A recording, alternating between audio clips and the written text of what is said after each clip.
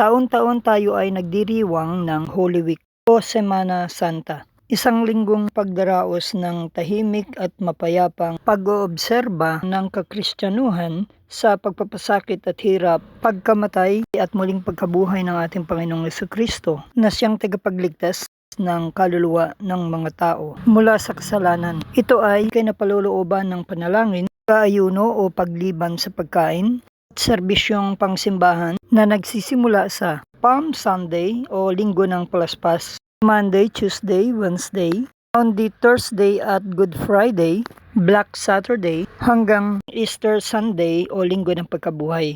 Pangunahing ginaganap ng Katolikong Romano Kristiyano. Inadapt o isinasagawa na rin sa iba't ibang simbahang grupong Kristiyano tulad ng Evangelical Churches, Methodist, Pentecostal o Born Again, kung saan sila rin ay nagdadaos ng kanilang sariling pag-aalaala sa ginawang pagpapakasakit ng ating Panginoong Jesucristo. Kasama dito ang pagdaraos ng church services, pagkakaroon ng bisita iglesia o pagbibisita sa mga simbahan mula sa mga mananampalataya sa iba't ibang lugar patungo sa ibang simbahan na kanilang binibisita. Mamamalas din ang pagsasabuhay o pagsasadula ng Station of the Cross, pagninilay-nilay sa sakripisyo ng ating Panginoong Jesucristo.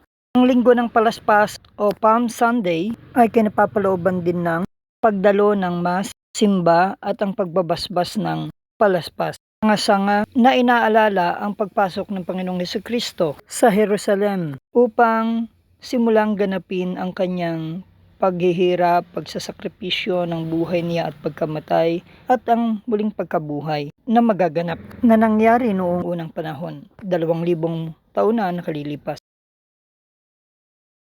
Nagkakaroon pa rin ng reflective time o pagliliban sa mga masasarap na pamumuhay o pagkain sa mga pamilya o sa labas ng iglesia. Mayroon pa rin sanang pasyon o naganap noon sa sakripisyo ng Panginoong Jesucristo at ang sadula ng pagpako at pagpaparusa sa Panginoong Jesucristo at muling pagkabuhay at pagpipinitensya na panata o ng pagsisisi o pagbabayad kasalanan bilang sakripisyo ng mga taong nananampalataya sa Panginoong Jesucristo sa pamamagitan ng pananakit sa kanilang sariling katawan upang makatamo ng kapatawaran mula sa kanilang kasalanan o kasagutan sa kanilang panalangin at ang sa iba'y panata.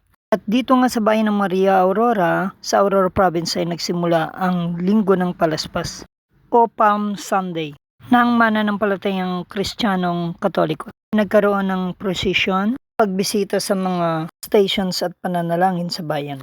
Sama-samang tumungo sa simbahan sa St. Vincent Parish Church sa Barangay 4, Maria Aurora para sa misa. Nagsasamantalahan at inaapi. Dumalangin tayo sa Diyos na laging makisangkot at lumaban alang-alang ng buto. Manalangin tayo. Ama naming mawain, Diyos ng buhay at tagapagtanggol ng iyong bayan. Sa simula pa lamang, ipinaglaban mo na ang iyong hinirang na bayan Israel laban sa mga mapang-api at walang katarungang lahi. Humihibig kami ng awa ngayon, kami na iyong bayan. Ang lupang pinagpala, bunga ng iyong presensya hindi maialis sa gitna namin. Tuhayan mo ng iyong matang maawain ang aming sambayan ng nanghihina dahil sa pangamba at pagkabahala sa maaaring idurot sa buhay ng aming mga kapatid sa napipintong pagkawasak ng kalikasan at pinagkukunan ng kanilang ikinabubuhay. Hipuin mo po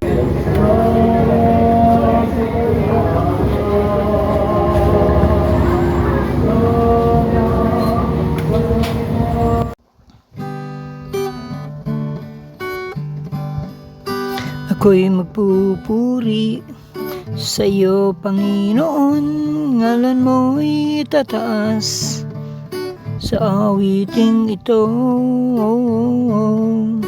sa aking pagdulog sa iyo, Jesucristo, ang kalooban mo ang nanaisin ko. Hallelujah, hallelujah. Purihin ang ngalan mo, O Diyos. Sa aking pagsamba, aawitan kita. Pasasalamat ko'y ihandog sa'yo, aking Jesus. Ako'y magpupuri sa'yo, Panginoon. Ngalan mo'y itataas sa awiting ito. Sa aking pagdulog sa'yo, Kristo, ang kalooban mo ang nanaisin ko. Hallelujah, hallelujah. Purihin ang ngalan mo, O Diyos. Sa aking pagsamba, aawitan kita. Pasasalamat ko'y ihandog sa'yo, aking Jesus.